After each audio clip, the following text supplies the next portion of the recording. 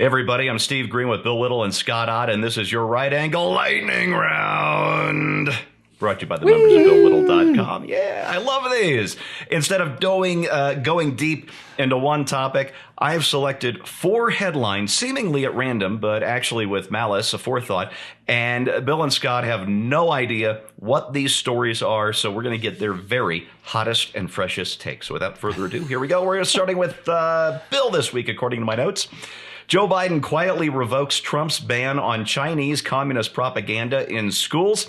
Story says President Biden quietly revoked a Trump-era policy that compelled primary, secondary, and post-secondary institutions to disclose their relationships with Chinese Communist Party-funded Confucius Institutes. I can't even think of a question here, Bill. I don't know why anybody does this unless, in Joe Biden's case, they're the honest kind of politician who stays bought by the CCP.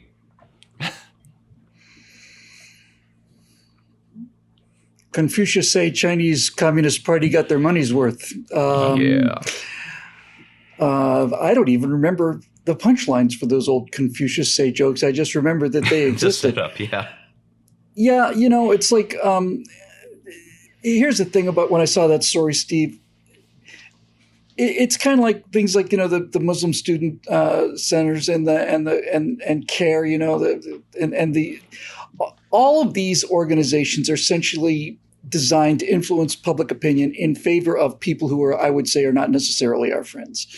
And it's amazing to me how naive the American people can be about these things, just absolutely clueless on how naive Americans are and how absolutely with the exception of the fine people watching these shows, obviously, how amazed most people would be if there was a way to really genuinely uncover how many trillions of dollars foreign governments spend in order to influence not just American elections, but American moods, American buying patterns, all of it. We just kind of skip along and just assume that everybody out there is playing fair, but it just ain't so. And one of the things that I am utterly convinced of is that regardless of what you think of the outcome of the 2020 election, it is without question in the interest of China and Russia and Iran and a bunch of other people who I'm not particularly certain have our best interest at stake. It is absolutely in their interest to have Americans lose faith in their voting system because it destroys Americans' faith in their own form of government, destroys Americans' faith in themselves, and weakens America as an adversary to regimes that are predicated on economic control and political control and disappearance of people. And we saw a story that said something like 5 million Chinese telephone accounts have disappeared. Yeah. That's a significant number. 5 million people. That's a lot of people. Is that political repression? If I had to guess. Just having their landlines removed? No, they're no, cell phone accounts. They're cell phone accounts. Just 5 million cell phone users, gone. If I had to guess on that particular one, I would say that the COVID is not quite as contained in China as they may want us to believe. But the point of all this is that this idea of like having some honest discussion of the truth is utterly beyond the Chinese government. They're not interested in anything that resembles the truth. They want anything that is anti-Chinese to be immediately tamped down. And the Confucius Institutes were one of the ways of doing that. And Donald Trump, appropriately enough, said this is foreign propaganda designed to influence American behavior, and we're going to shut it down. And Joe Biden has given the Chinese their one's worth for basically saying, open them back up again. Let me just throw in, Bill, that I don't want the federal government telling local school districts what they can have in their curriculum at all. And so if some local school district, with the consent of its local voters, wants to allow Chinese communist propaganda, I think that should be a local decision, and the federal government shouldn't be involved in all. But frankly, I don't think there should be a federal Department of Education either. So or funding channeled through the federal government to the local school districts. So there you have that as well. I'm not sure that the Wauhegan County School District is got the resources to fully determine just how deep the Confucius Institute tentacles may be in terms of to the Chinese Communist government. But in any event, we'll just let that one sit at that. Scott, moving on to you. Tom Brady called racist on social media for winning Super Bowl during Black History Month. My favorite one of these tweets came with somebody I'd never heard of, but they had a blue check mark, so they must be somebody, at least on Twitter. If Tom Brady beats Patrick Mahomes during Black History Month, then we have to double whatever we're demanding from reparations. That sounds like a joke. Racist. Like somebody's trying to be funny there. I think that one was a joke. A lot of them weren't. I saw 100 of these on Sunday and Monday. Well, and let me just be the first to say, I'm not the first to say, let me be among the many millions to say that I think that contribution of African Americans to American history should be integrated in the curriculum throughout the year and should not be narrowed down to just one little month. There's nothing wrong with celebrating a particular thing, Martin Luther King Day, George Washington's birthday, whatever. But I really do think we're kind of ghettoizing the education of American children when it comes to the contributions of African Americans, and that should just be part of the overall curriculum. Everybody's participation in the American story should be told throughout the year.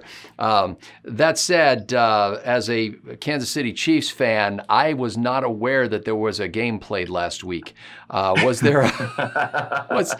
Did something happen on the gridiron? A bunch of extra touchdowns were reported overnight, and Monday morning the Chiefs were reported the winner. You know, it's just one of those things, and Tom Brady, not that this is a sports show, but you don't have to have much of an acquaintance with athletics to realize that Tom Brady is one of the greatest athletes and, frankly, the greatest strategic minds who's ever played any sport, and deserves all the accolades he gets and every single Super Bowl ring that he's achieved. I have a friend who's a Green Bay Packers fan, and he's a great guy. And when I said something about how it's really impressive that Brady went from the New England Patriots, where everybody could have said, well, it was the Patriots system, it's the Patriots coach, it's that whole great team they had. He steps over to another team and in year one goes to and wins the Super Bowl. And my friend said, yeah, he's always had a great defense to prop him up. Can I add one thing to that, Steve? Because I covered that story and those tweets in the Moving Back to America segment I did today on the State of the Union, and I read a bunch of them, and you want to say some of these things are fake and some of them clearly aren't, and I came to the realization that if the world has gotten to the point where you can no longer tell if it's parody, then it doesn't even really matter if it's parody, right? If you have to ask yourself things like Brady winning the Super Bowl was an offense to all Black Americans because it was Black History Month. When you read something like that and you is this real? Then if the world has gotten to that point, then it's essentially doesn't even matter if it's real or not.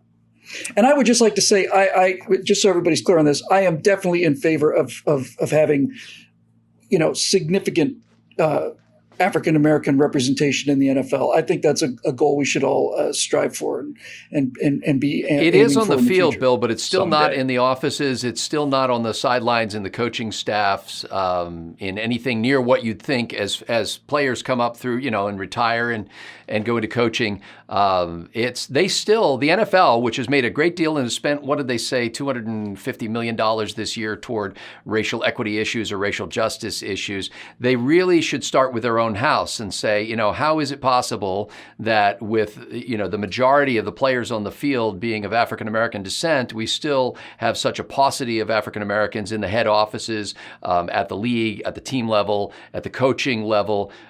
So before they start to criticize the entire country as a whole, I think they might want to look within their own organization. Yeah, as a Colorado resident and a Denver Broncos fan, who that team has just completed their 5th rebuilding season. Clearly, they should just fire all the white guys and start over with whoever they can get of any color and do it right now.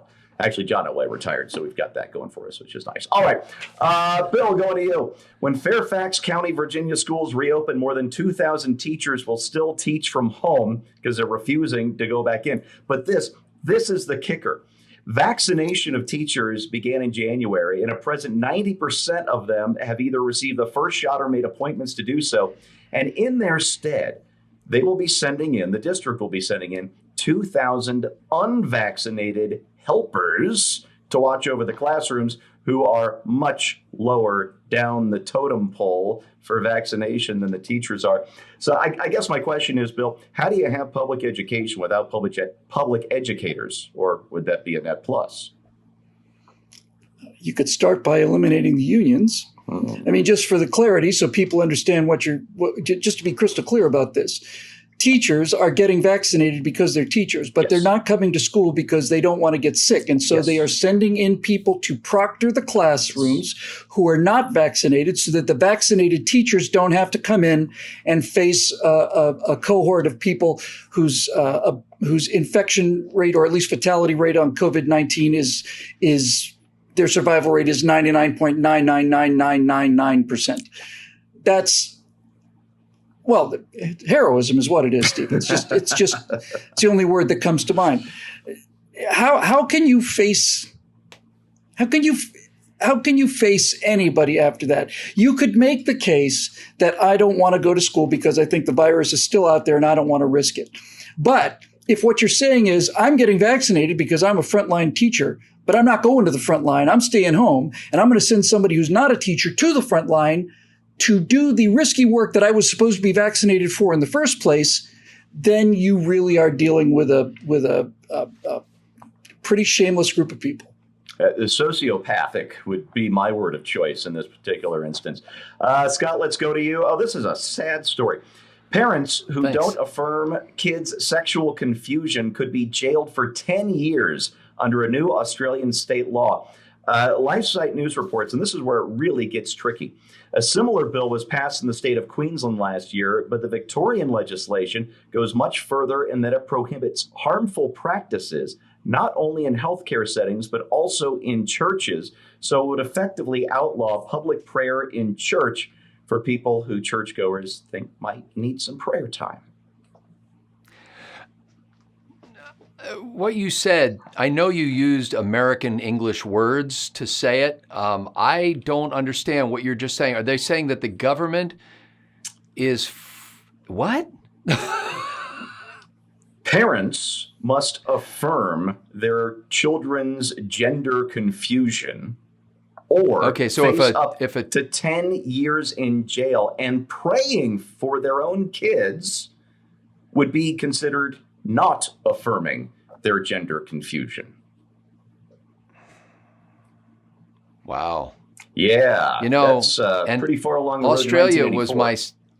Australia was my second choice if it hit the fan here. So now we're going to Israel. I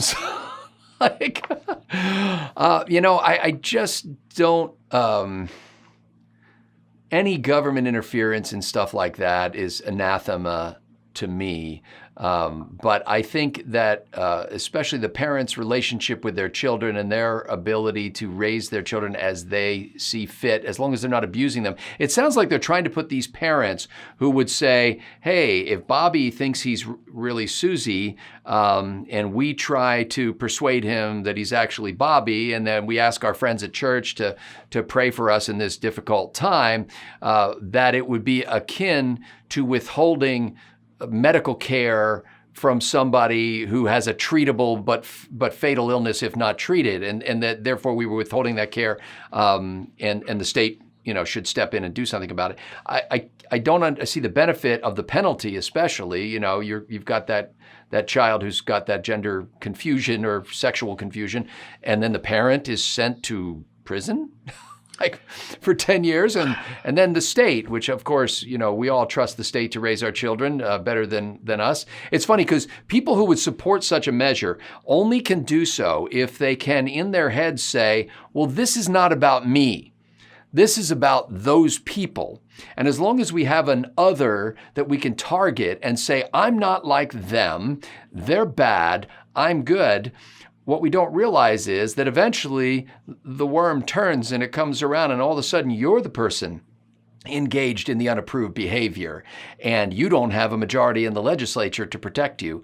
And then suddenly you think, well, maybe I should have been a little more lenient when it came to how a parent can raise his child. Indeed. Last story is all for me. Headline says, I can't believe this actually happened, but it did. Football fans blast historian's woke op-ed, which claims Tampa Bay Buccaneers' name is problematic for romanticizing cutthroat pirates and sort of celebrating that whole illegal lifestyle. Now, here's where it gets weird. The person who wrote the op-ed that the Washington Post published on the Friday before Super Bowl Sunday is Jamie L.H. Goodall.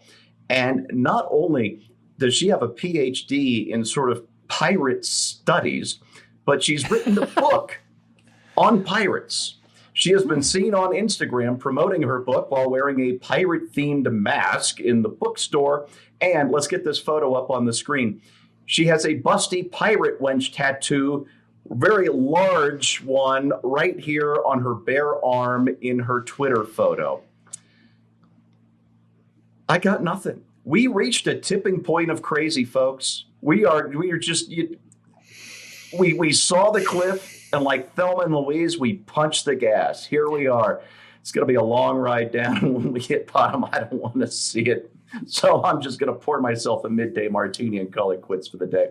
Thanks for watching. We'll see you next time.